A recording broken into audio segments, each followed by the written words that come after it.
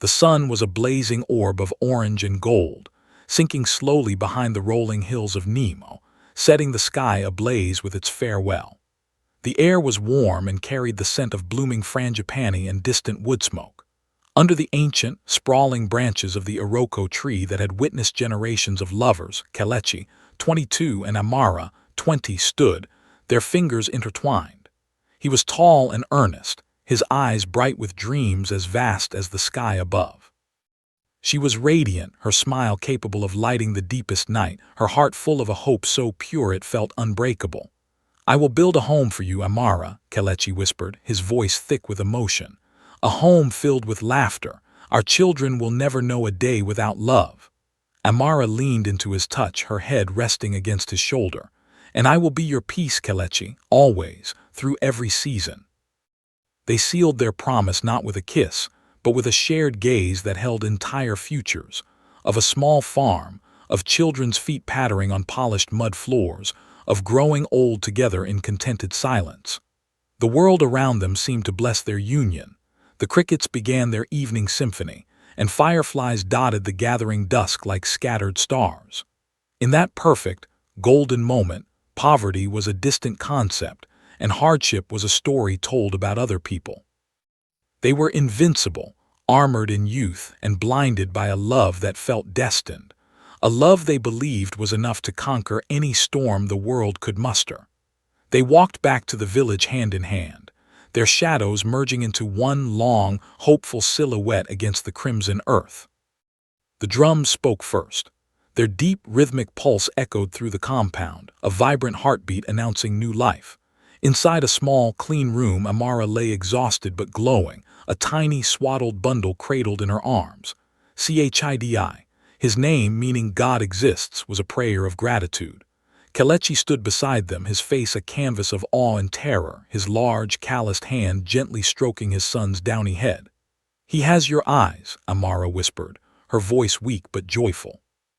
The door flap was pulled aside, and the room flooded with village women, their voices rising in ululations and songs of praise. They brought gifts of woven blankets, symbolic eggs, and tiny beaded bracelets to ward off evil. The air was thick with the smell of pepper soup and jollof rice cooking outside for the celebration. Kelechi was swept up by the men, who clapped him on the back and offered him palm wine, celebrating his entry into manhood, into fatherhood. He danced, a little awkwardly but with pure joy, his worries about the future silenced by the overwhelming present. That night, under a blanket of countless stars, the compound was alive with music, dance, and shared happiness. Amara, watching from her bed, felt a profound sense of completion. This was the dream they had painted under the Iroko tree, now made flesh and blood. The future was not just bright, it was dazzling, a path illuminated by the tiny, perfect light of their sun. The dazzling path soon revealed its stones and thorns. The seasons changed, and with them, the reality of their situation set in. Kelechi's small plot of land yielded less than hoped. The price of fertilizer rose, and the rain was either too much or too little. The joyful drums were replaced by the silent, anxious tallying of debts in a small notebook. Kelechi's laughter, once so free and easy, became a rare sound. He would return home at dusk, his clothes caked in dust, his shoulders slumped with a weariness that was more than physical. He'd sit on the stoop, staring into the distance, his meal growing cold. Amara would watch him, the vibrant young man she married slowly being eroded by the relentless pressure to provide. She tried to lift his spirits, to remind him of their love, but her words seemed to bounce off an invisible wall of worry he had built around himself. The dream of a farm had become a chain, and the man who promised to build a home of laughter was struggling to keep their current one from crumbling. The light in their home dimmed, not for lack of kerosene, but for the fading of the inner light that once illuminated their lives. As Kelechi retreated into the silence of his burden, Amara's world shrank to the four walls of their home and the endless cycle of domestic labor. Her days began before the sun and ended long after it had set.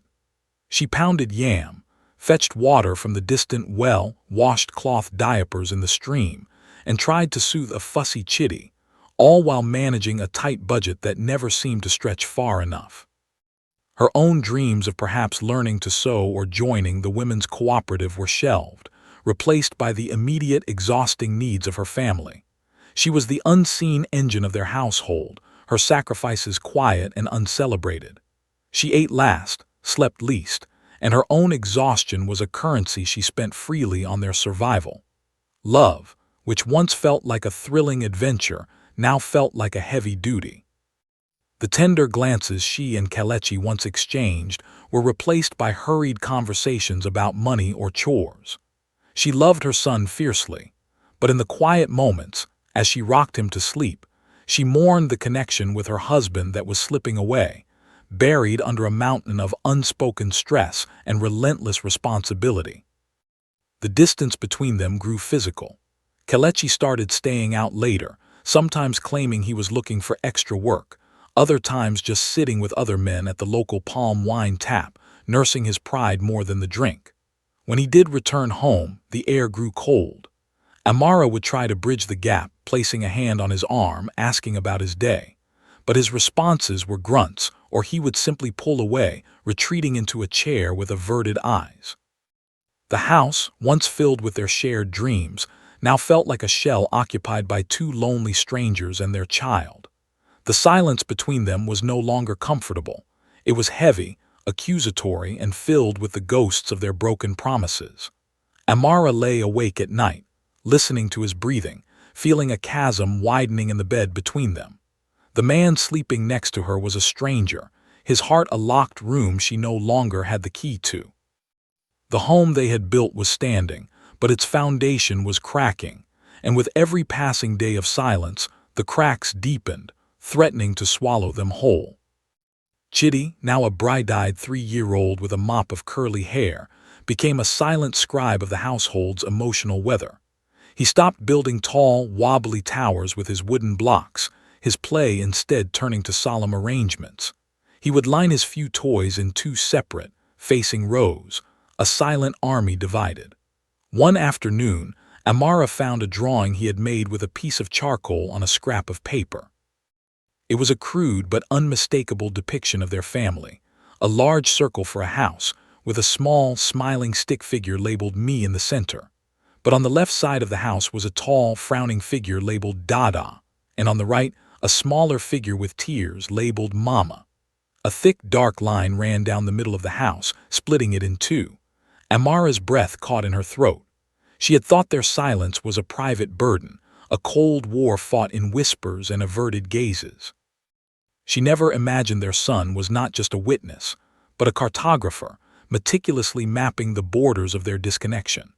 He had learned the language of their hearts, and his vocabulary was now filled with the words they never spoke: distance, sadness, and division. That drawing was a silent, desperate scream from a child who felt the ground shifting beneath his small feet, a plea for the walls to come down before his whole world fractured along the line he had drawn. The compound, once a source of communal support, became an arena of subtle judgment. As Amara hung laundry, she would overhear the whispers of the other wives. "See her," they would murmur, not quite softly enough. "Her husband is always looking at the ground. No joy in that house." Another would click her tongue, "And her, she has let herself go. No wonder he stays out late." The gossip was a poison that seeped under their door. When Kelechi walked to his farm, men would joke, "Kelechi, your shoulders are carrying the whole world, eh? Or is it just a stubborn wife?" He would force a laugh, but the words festered, feeding his pride and his sense of isolation. Instead of uniting against the external pressure, Amara and Kelechi turned their frustration inward, toward each other. Amara began to see Kelechi's silence as confirmation of the neighbors' taunts, that he was a failure.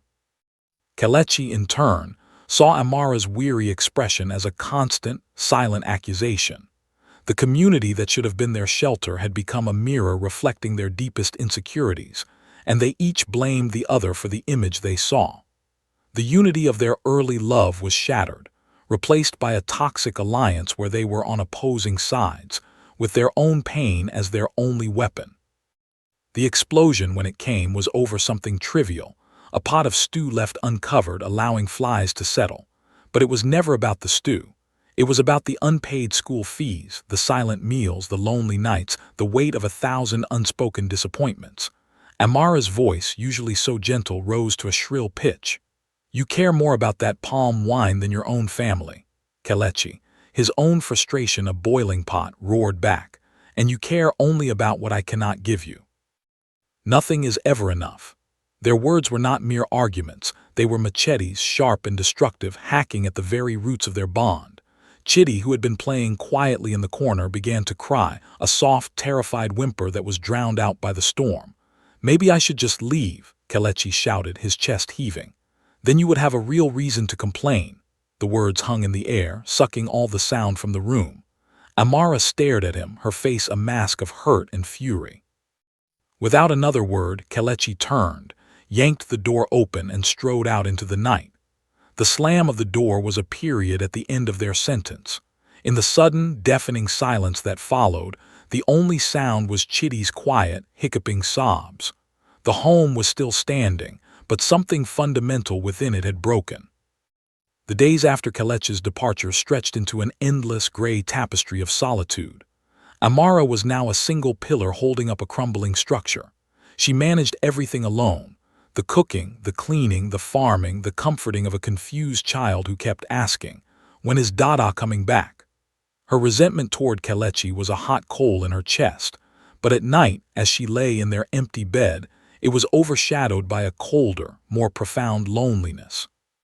She missed his presence, the simple sound of his breathing, the solid weight of him beside her. She sang lullabies to Chitty, her voice trembling, the songs becoming prayers whispered into her son's hair. "Let this pain not stay forever. Let his heart not harden against us. Let him remember the promise under the tree." She cried in the shadows where Chitty could not see, her tears a secret offering to a God she hoped was still listening. The compound women now looked at her with pity, which was somehow worse than their mockery. She was no longer just a wife in a struggling marriage. She was a woman alone, a label that carried its own heavy stigma. The vibrant young woman who had dreamed under the Iroko tree was now a ghost in her own life, going through the motions of survival, her spirit frayed and weary. Kelechi found refuge on a thin, worn mattress in his friend Chibuzer's cramped room in the next village. The space was filled with the smell of stale sweat and regret. Lying awake at night, staring at the cracks in the ceiling, he was haunted by memories.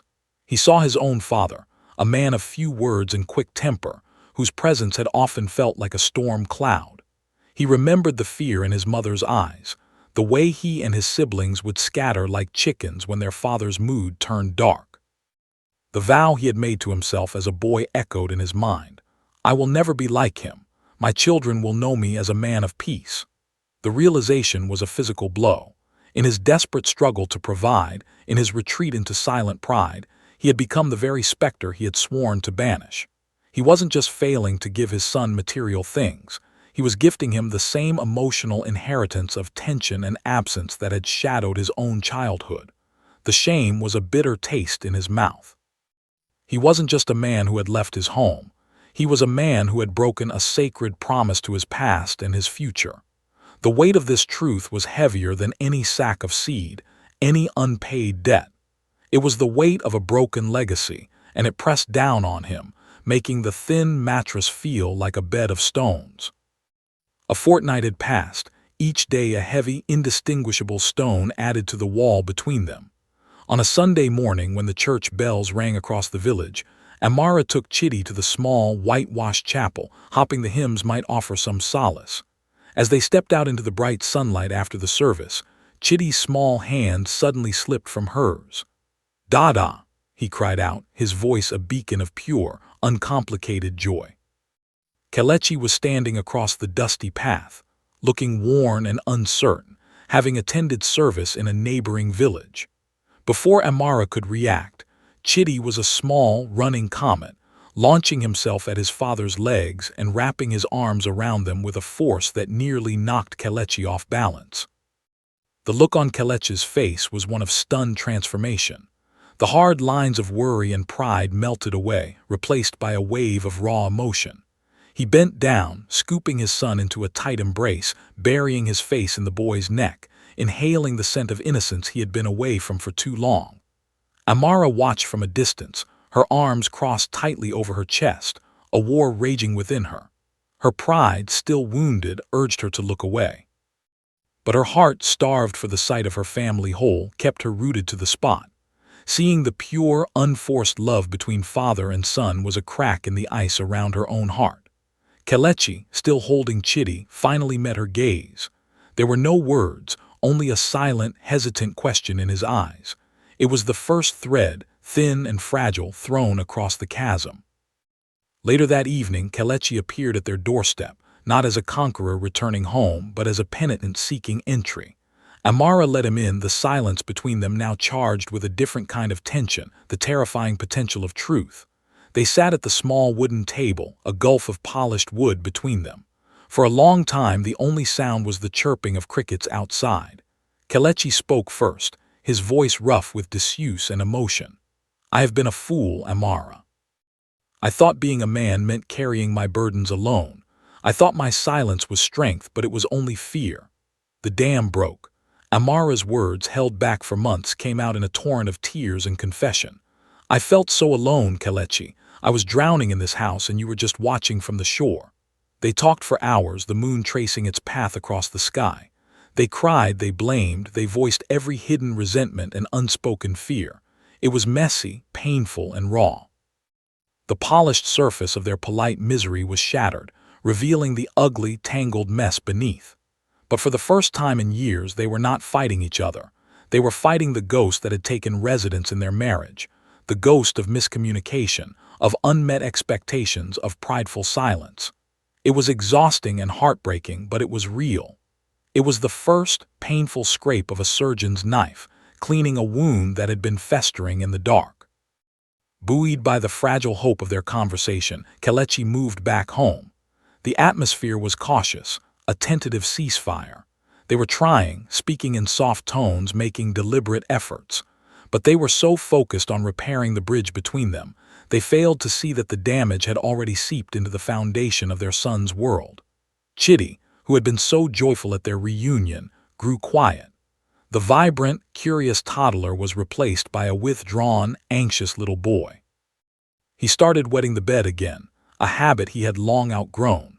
He would have nightmares, waking up screaming, unable to articulate the monsters that chased him in his sleep.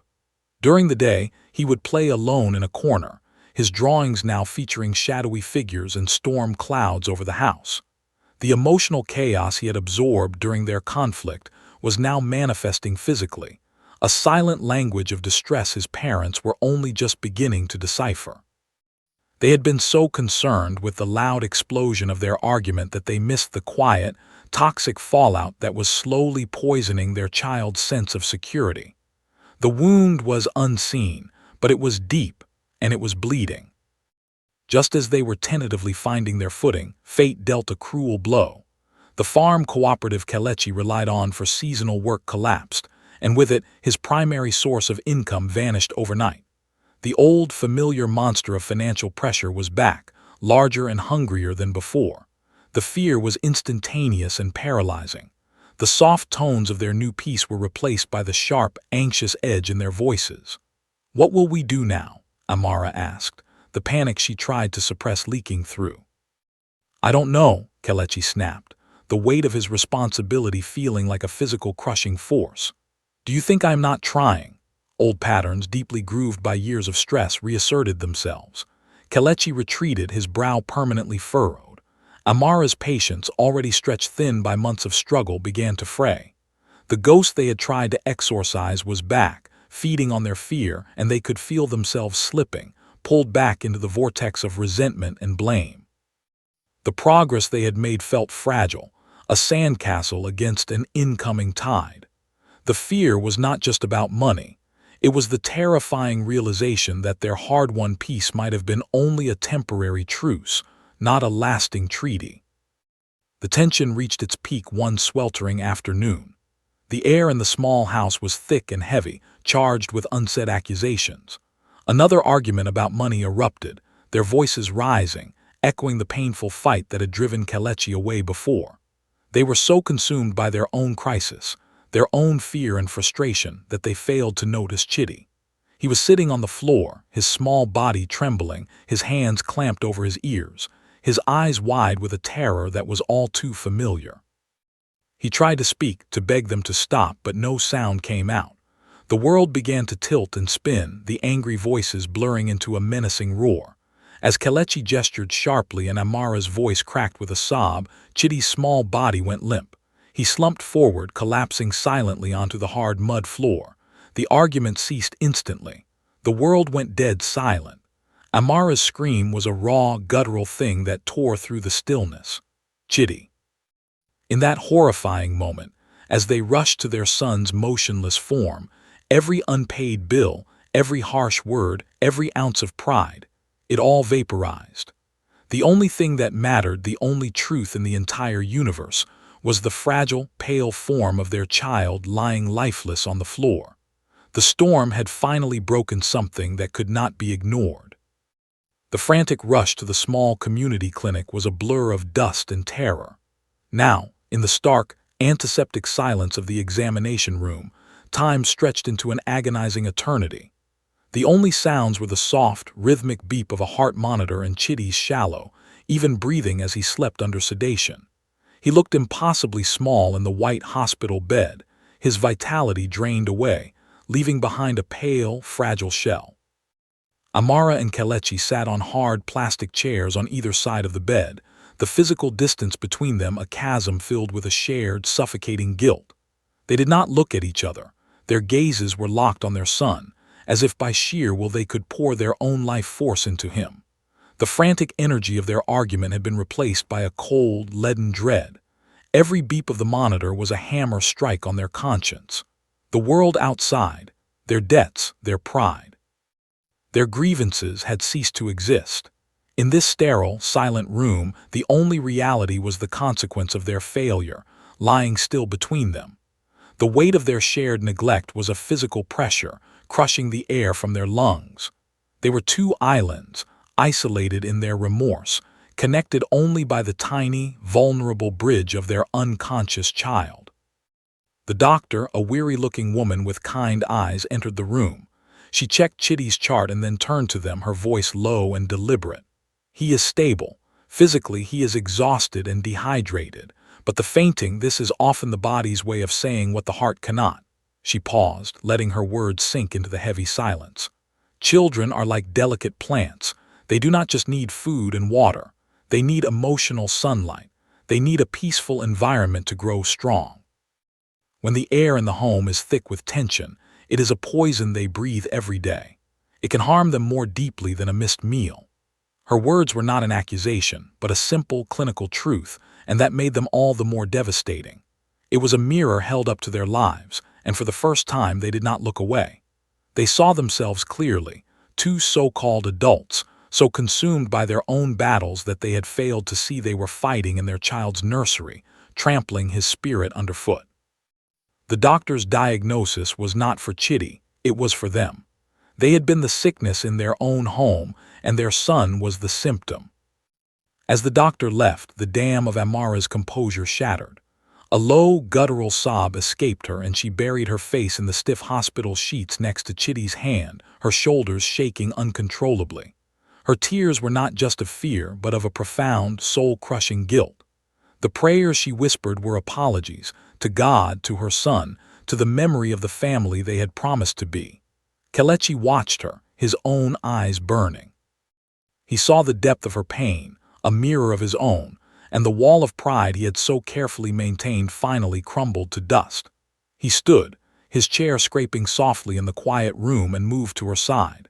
Tentatively, hesitantly, he placed his hand over hers where it clutched the bedsheet. It was the first intentional, gentle touch they had shared in over a year. Amara's sobs deepened at his touch, and she turned her hand to grip his, their fingers lacing together in a pact of shared remorse. They did not speak. They simply held onto each other and cried, their tears falling onto the bed, a baptism of regret. In that moment, they were no longer husband and wife locked in battle.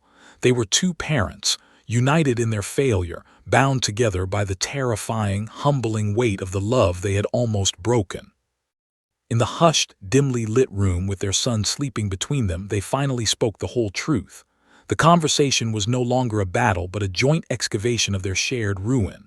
"I was so afraid of being like my father," Kelechi confessed, his voice raw. "I thought if I worked hard enough, provided enough, I could outrun his shadow. But my silence, it was the same poison." Amara, her head resting on his shoulder now, whispered her own truth. "And I let my resentment grow. I stopped seeing your struggle and only saw my own loneliness. I blamed you for the emptiness I felt instead of trying to fill it with you." They unpacked every misunderstanding, every moment of withdrawal, every time they had chosen pride over connection.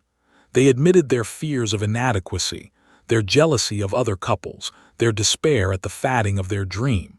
It was an emotional autopsy, painful and necessary. They were laying their marriage bare, not to assign blame but to understand the cause of death, in the desperate hope that something could still be resuscitated. The air, once thick with unspoken resentment, was now cleared by the raw, unfiltered truth. They were finally speaking the same language, the language of shared brokenness. As dawn broke, painting the sky in soft hues of pink and gold, a new resolve solidified within them. Chitty stirred, his eyelids fluttering open. Seeing both his parents there, holding hands, their faces tear-streaked but present, a tiny, tentative smile touched his lips. That small smile was their sunrise. In that moment, a silent, mutual decision was made. The quest for a perfect life was over.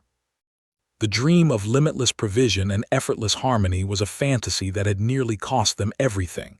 Their new mission was simpler, harder, and more profound: to build a peaceful home. "We will go to the marriage counselor at the community center," Kelechi said, his voice firm. "We will learn how to talk without fighting." Amara nodded, squeezing his hand. "And we will pray together again, not just for things but for us, for our hearts." This was not a magical fix. It was a commitment to the long, hard, unglamorous work of repair. They were choosing to turn and face the storm together, not as adversaries, but as a team, with their son's well-being as their only compass. The awakening was not one of joy, but of sober, determined purpose. They had hit the bedrock of their failure, and now they could begin to build something real upon it. The walk back from the clinic was a solemn pilgrimage. They carried Chitty between them, his small arms draped over their shoulders, his feet barely touching the ground. Their home, which they had left in a state of panicked chaos, now awaited them with an air of quiet judgment. Stepping inside felt like entering a crime scene. The overturned stool, the unfinished meal, the lingering ghost of their angry voices. But this time they faced it together.